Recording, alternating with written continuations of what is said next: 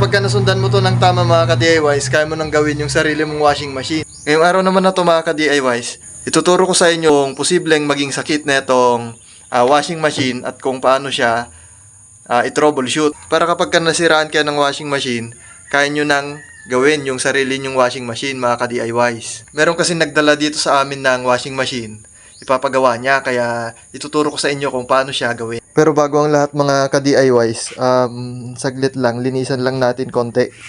At mukhang matagal na stock tong isang to. Ayan mga ka-DIYs, malinis na, pwede na nating umpisang gawin. Ngayon mga ka-DIYs, tuturo ko sa inyo kung paano i-test ng multimeter isa-isa yung mga pyesa neto. Para malaman natin kung gumagana ba yung pyesang yon o hindi. Kadalasan mga ka-DIYs, yung ganitong single tab na washing, binubuo lang siya ng mga 3 parts pagdating dito sa electrical niya.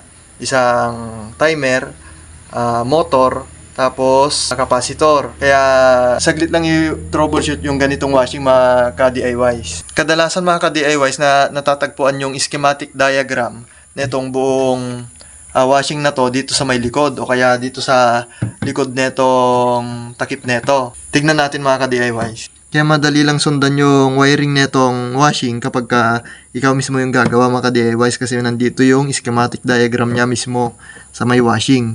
Kung hindi nakadikit rito sa likod, nasa likod netong takip na to. Tanggalin natin to mga ka-DIYs.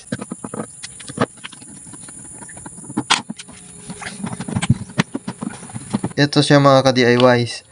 Galing dun sa saksakan, dumaan siya ng common dito sa may motor. Tapos forward at reverse, tapos capacitor. Dumaan siya ng timer, tapos pumuntang fuse, tapos bumalik na dun sa may saksakan. Ngayon mga ka-DIYs, check natin yung motor kung gumagana. Tanggalin natin tong wire dito mga ka-DIYs. Ayon dito sa schematic niya mga ka-DIYs, yung common niya nagpuntang saksakan. Kaya yung isang linya na yon walang kasama, diretso ng saksakan. Tapos yung forward at reverse niya nagpuntang capacitor. Kaya yung linya na to meron siyang nakadikit na isang linya pa. Kaya tignan natin dun mga ka-DIYs kung saan yung may kadikit na linya. Ito yung 3 wire. Tignan natin dito mga ka-DIYs yung may kadikit na linya. Ayun no. Ito yung nagpuntang saksakan. Ngayon, yung dalawa, big sabihin, ito yung forward at reverse niya. O, 3 yung linya nagpuntang capacitor. Tapos timer yung isa. Ngayon mga ka-DIYs, tanggalin natin dito sa may dugtungan niya para ma-check natin yung papuntang motor kung okay pa yung motor. Ito mga ka-DIYs yung forward at reverse niya. Ngayon, gamitin natin ng multimeter para malaman natin kung okay pa yung motor na nandun sa loob o hindi na. Ngayon, i-connect lang natin yung isang test pin dito sa isang linya nung saksakan. Tapos, continuity test natin kung dito papunta yung linya na yon. Ay iba. Dun sa kabila. Ayun. Ito siya mga ka-DIYs. Ngayon, itest na natin yung forward at reverse niya. Kapag to sira na mga ka-DIYs, hindi na ohms yung reading nito. Nasa kilo ohm o kaya mega ohms na yung reading niya. O kaya kapag meron siyang ground dun sa mismong body ng motor. Sira na yun kapag. Pero to, nasa ohms pa lang yung reading, okay pa. Kapag ganun yung reading nito mga ka-DIYs, ibig sabihin okay. Ngayon, isunod naman natin yung capacitor. Tanggalin natin mga ka-DIYs yung capacitor niya. Yeah. Yan. Kadalasan mga ka-DIYs nandito sa may likod niya yung reading neto eh. Ayon dito, 9 microfarad siya. 9 UF. Ayan. 9 UF plus minus 5%. Ngayon, itest natin yung itong capacitor mga ka-DIYs gamit tong multimeter natin. Iset natin sa capacitance. Yan. Dapat ang lalabas dito, 9 UF.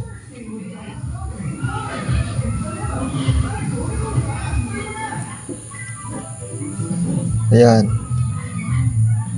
Medyo konti na lang siya mga ka-DIYs. Ngayon mga ka-DIYs, nakalagay rito, 9 UF plus minus 5%.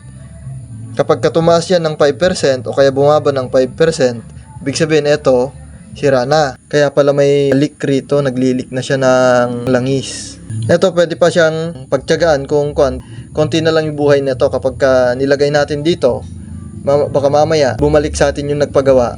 Mahina na yung washing niya, kaya palitan na natin to mga ka-DIYs. Ngayon ang sunod naman mga ka-DIYs, i-check natin yung timer. Pihit lang natin tong timer niya mga ka-DIYs. Sira na yung knob niya.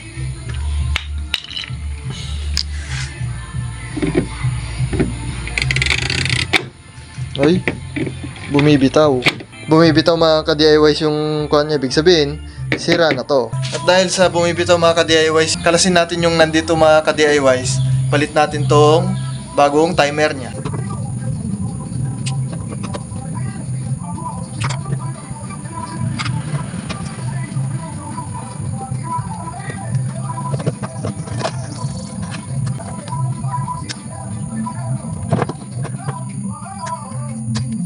Ngayon mga ka-DIYs, yung natanggal nating timer, 3 lang yung wire niya.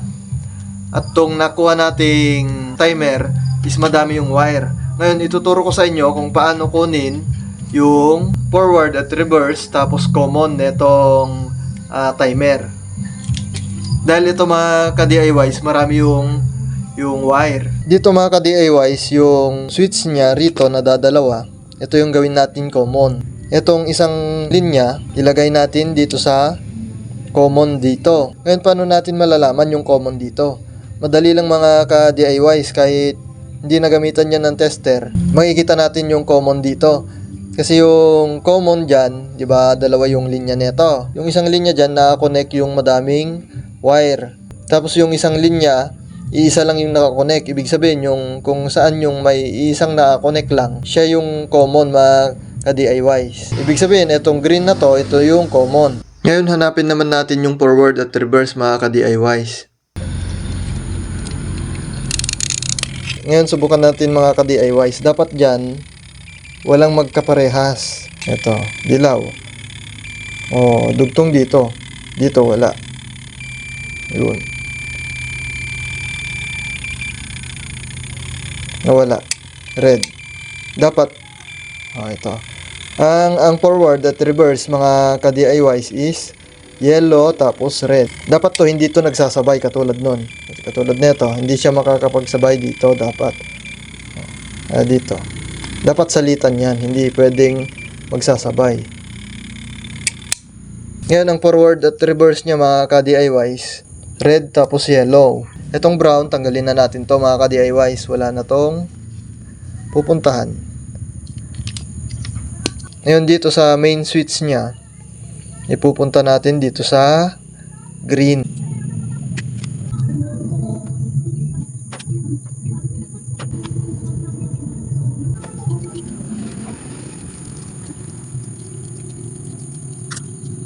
Tignan lang natin mga ka-DIYs dito yung common niya. Yung dito sa main switch niya, ayun kaparehas yan.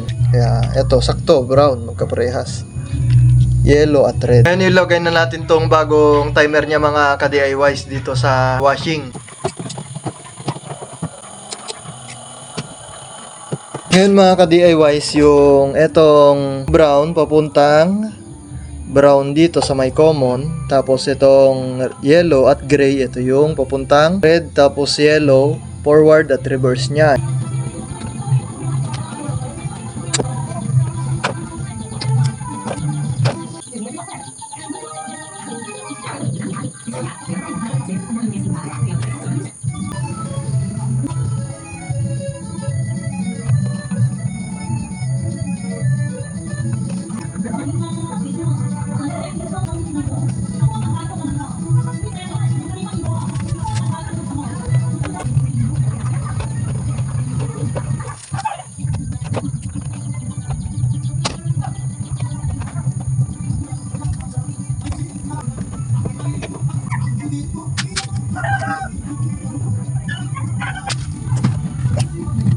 Ngayon ibalik na natin yung forward at reverse niya mga ka-DIYs. Yung brown, yung common. Tapos ito yung forward at reverse. Tapos kukonekta sa capacitor. capacitor to forward at reverse ng motor. Yan. Forward at reverse ng motor.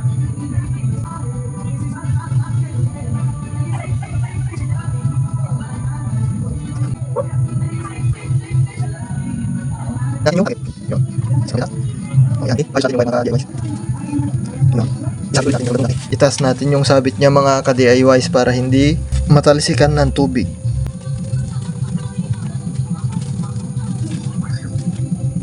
Yan. Tapos ibalik yung takip. Ngayon mga ka-DIYs, bago natin i-actual sa kuryente, i-continuity test muna natin tong mismong saksakan niya gamit tong multimeter. Dapat makikita natin dito forward at reverse, dapat ohms lang yung lalabas rito, hindi siya kilo ohms, hindi siya mega ohms. Yun, ohms yung reading niya. Tapos mamamatay. Tapos pag click, ayun, ibig sabihin ready na tong isaksak sa kuryente mga ka-DIYs. Subukan natin naman sa kuryente.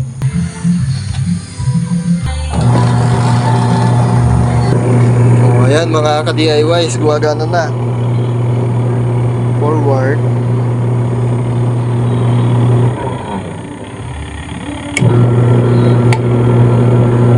Reverse. Ayun mga ka-DIYs, okay na tong pagawang washing machine sa atin. At yun lang para sa video ito mga ka-DIY. Salamat sa panonood.